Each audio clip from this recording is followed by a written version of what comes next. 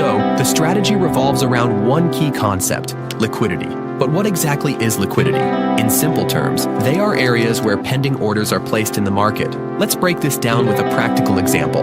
Imagine you're looking at a chart and decided to place a buy order at a certain price level. What you're actually doing here is providing liquidity to the market at that price level. You're basically telling the market, hey, I'm willing to buy at this exact price. The same principle applies when you place a sell order. You're basically telling the market, hey, I'm willing to sell at this exact price, which also creates liquidity at that level. In most markets, liquidity is present at every price level because millions of traders are constantly placing orders at different prices. These could be retail traders, big banks, or financial institutions. So at any price point, there's always a market participant willing to buy, and there's always a market participant willing to sell. That's the whole concept of liquidity, and it's what makes the markets move every day. However, there are certain price levels where there's more liquidity than others. For example, let's say there's a support level on a chart where price is bounced off twice. As price approaches that level again, what do you think most traders will do when they see this setup? They'll expect another bounce, so they'll enter a long position right at the support and place their stop loss just below it. If they're more cautious, they might place it further down to avoid getting stopped out easily. Now, you've probably experienced this before. Instead of bouncing, price wicks through the support just enough to trigger the stop loss, only for it to reverse and come back higher. You're then left wondering why the setup failed. The reason this happens is because professional traders, the ones with a lot of capital, intentionally target the resting liquidity below that support. They know that a lot of retail traders are watching the same pattern and are placing stop losses in the same zone. This creates a lot of liquidity in that area. So by taking those stop losses out, they absorb the liquidity needed to fill their own long positions. That's why you often see price wicking through a key level before reversing. And so, I'm going to teach you how to be in the 1% of traders who takes advantage of this, so you don't end up like the 99% who gets stopped out. And just so you know, this strategy works best on lower time frames, like the 5 to 15 minute chart, and it can be used on any asset, whether it's Forex, crypto, or stocks. We all know there are two types of trends in the market, uptrends and downtrends. Let's take an uptrend, for example. During an uptrend, the markets rarely move straight up. Instead, it moves in a structured way, forming what's called higher highs and higher lows. On the flip side, during a downtrend, the structure you'll find is price forming lower highs and lower lows. Now, in an uptrend structure, whenever the previous high gets broken and price forms a new higher high, that's what we call a break of structure. Similarly, in a downtrend, whenever the previous low gets broken and price forms a new lower low, that's also called a break of structure. Now that you have an idea of what a break of structure is, let's look at a real chart example. In this chart, we can see that price is forming higher highs and higher lows, indicating an uptrend. To find the break of structure, we simply look at the moment price broke above the previous highs and formed higher highs, which is right here. So this becomes our break of structure. Now, it's important that you wait for a candle to actually close above the previous highs for it to count as a break of structure. So wicks alone don't count. Once a break of structure is identified, we can move on to step 2, which is identifying a supply or demand zone. These are areas where large buy or sell orders were placed in the market, causing a sharp move in price. The easiest way to find these zones is to first spot a break of structure. Then, look at the starting point before the sharp price move, which led to that break of structure. The area right before the sharp move upwards is called a demand zone. Similarly, in a downtrend, the area right before the sharp drop that led to that break of structure is called a supply zone.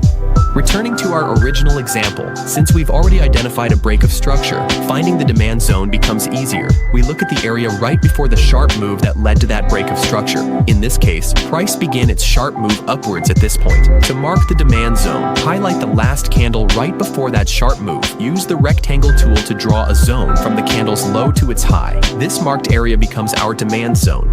Now that we've identified a demand zone, we move on to step 3, which is finding a liquidity level. And this is the most important step in the entire strategy. To put it simply, liquidity levels are areas where a lot of stop-loss orders are placed. Examples of liquidity levels are double bottoms, triple bottoms, or even multiple rejections from the same level. The point is, when a level looks too obvious for a bounce, a lot of traders enter long positions there and usually place their stop losses just below it. This causes a buildup of liquidity under that level, which becomes a target for stop hunts. So what we're trying to find is any type of liquidity level that's located above our demand zone. What usually happens is that price will break below that level, sweeps the liquidity below it, and then bounces off our demand zone. This bounce becomes our long opportunity. The same logic applies in a bearish structure. What we're looking for is a liquidity level that's located below our supply zone. what usually happens is that price will break above that level, sweeps the liquidity above it, and then rejects off the supply zone. And that rejection becomes our short opportunity.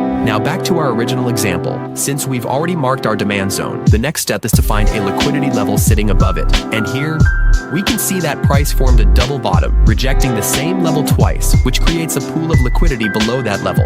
Once a liquidity level is identified, we move on to the final step, which is entering the trade. Entering the trade with this strategy is simple. We place a limit buy order on top of the demand zone, place a stop loss slightly below the zone, and set a take profit at 2 times your stop loss distance. Or if you want to be more aggressive, you can target the previous highs as your take profit. Now, a limit order means you're not entering the trade at the current price. Instead, you're entering at your desired entry price, along with your stop loss and take profit targets. This way, you don't have to sit in front of your charts all day waiting for the entry. Simply set a limit order and let the price move. In this example, price actually broke below the liquidity level, wicks into our entry, and then reverses back up, hitting our take profit target. Now, this strategy might seem hard at first, as many conditions need to come together for it to work, but it's really just about spotting a few key rules. A liquidity level formed near a supply or demand zone. It's no different than trying to spot a regular chart pattern. For example, in a triangle pattern, you're not trying to find this exact price movement, because price don't move like this in a real chart. Instead, you're focusing on the rules that make up the pattern, which in this case are the converging trend lines. It's the same with our liquidity strategy. Don't try to find this exact price movement on a chart. Instead, focus on the key rules that make up the pattern, a liquidity level that formed near a supply or demand zone. That's why it's important to understand these rules, and not just memorizing the price sequence. Now let's look at another example. So again, the first step is to find a break of structure. Looking at this overall chart, we can see that price is forming lower highs and lower lows, showing a clear downtrend. And right here, we can spot a break of structure as price broke below this low and formed a new lower low. We can also spot another break of structure here, as price broke the previous low. Once the break of structure is identified, we can move on to step 2, which is identifying a supply or demand zone. Since this is a downtrend, we'll be looking for a supply zone. To do that, we take the most recent break of structure. Then, look at the starting point right before the sharp move down that led to that break of structure. In this case, it's right here. So we mark our supply zone. Next, we move on to step 3, which is finding a liquidity level below that supply zone. Here, we can see multiple wicks rejecting this level, making it an area of liquidity. This makes it a target for a liquidity sweep.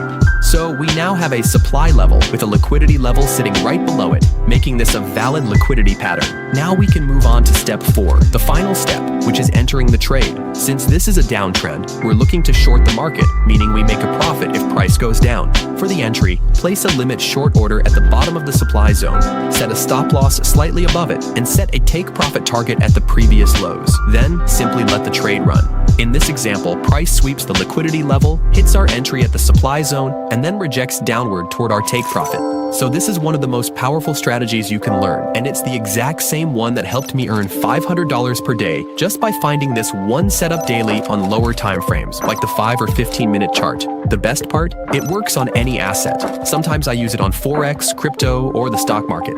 Now, the liquidity setup I just showed you is only the basic version of the strategy. There's also a more advanced setup, and knowing this can help you even more if your goal is to achieve $500 per day. So let's dive into that right now.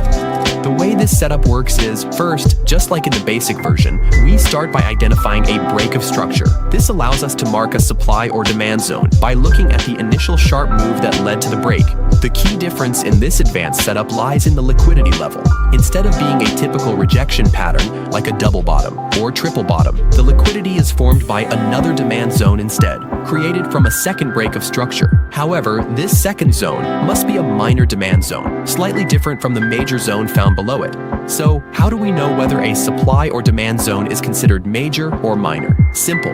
We look at the break of structure that formed after. If the break came from a large, obvious price swing, it's a major zone. If it came from a small, short-term move, it's a minor zone. For this strategy, the ideal setup is when we have a minor demand zone sitting just above a major demand zone. That minor zone becomes our liquidity level, and we look to enter a long trade once price sweeps the liquidity off that minor zone and bounces off the major zone right below it. So let's look at an example.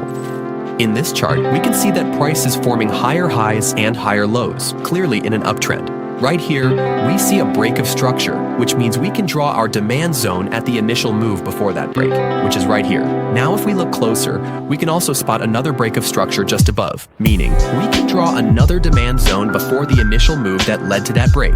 Since that break came from a small price swing, we classify the zone as a minor demand zone. Meanwhile, the zone below was formed from a large price swing, which makes it a major demand zone. So now we have our ideal setup, a minor demand zone sitting just above a major one, giving us a valid liquidity setup. For the entry, we place a limit long order at the top of the major demand zone, a stop loss slightly below it, and a take profit target at the previous highs. In this case, we can see that price rejected a few times at the minor demand zone before breaking it, retested the major demand zone which triggers our entry, and then bouncing up to hit our take profit. A clean and successful trade. So let's look at another example.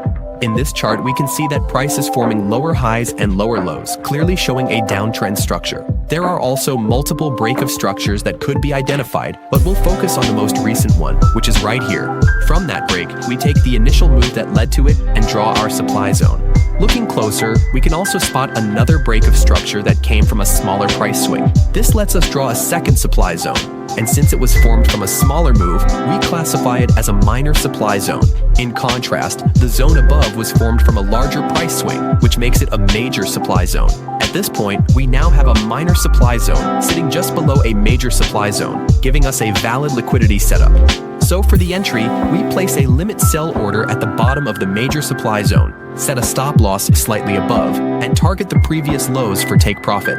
As we let the price play out, we can see that it showed rejection towards this minor supply zone, further confirming that this is a strong liquidity level, breaks through it sweeping the liquidity, hits our entry at the major zone, and then drops toward our take profit. Another clean and profitable trade. And that was a full tutorial on the